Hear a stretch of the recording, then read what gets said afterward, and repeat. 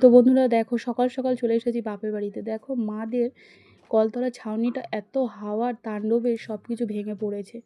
তাই সকাল সকাল চলে এসেছি মাদের বাড়িতে। সজনা গাছটা ডালপালা ভেঙে গেছে, তা ওই জন্য ওইগুলো সব খুলে দিয়ে বাবা এগুলো ঠিকঠাক করে দিচ্ছে। তো এদিকে মা বলছে ছোটো সোনাকে সরিয়ে নিয়ে যেতে, যাতে ওর চোখে না কিছু পড়ে। আর এদিকে মা আস্তে আস্তে ডালগুলো কেটে এদিকে বলছে তোরা এইগুলো ডাঁটাগুলো পেরে নে। ডাঁটাগুলো পাড়তে দিয়ে দিয়েছে। আর আমার বড়টা বলছে বাহ, খুব সুন্দর হয়েছে তো ডাঁটাগুলো। বাজারে এই ডাঁটাগুলো কিনতে 110 টাকা করে। 100 ডাঁটা নেবো, তাই 10 টাকা হয়তো দুটো তিনটে হবে। দেখো মাদের গাছে কত ডাঁটা হয়েছে। তা তোমরা কে কে এই সজনে ডাঁটা খেতে ভালোবাসো অবশ্যই কমেন্ট করে জানিও। আর দেখো তাণ্ডবে কি অবস্থা করেছে। এদিকে মা তরকারি, ভাত হয়ে গেছে, তরকারি বসিয়ে দিয়েছিল।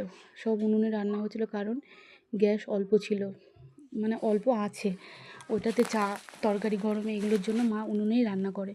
বেশিরভাগটা সময় মা উনুনেই রান্না করে। আর দেখো সজনা ডাঁটাগুলো আমি গাছটা ধরেছি, আর অন্না এগুলো ডাঁটাগুলো মানে ছিঁড়ে ছিঁড়ে নিচ্ছে।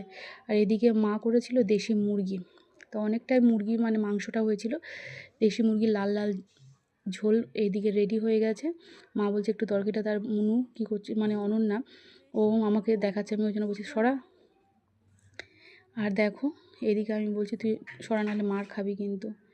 এই যে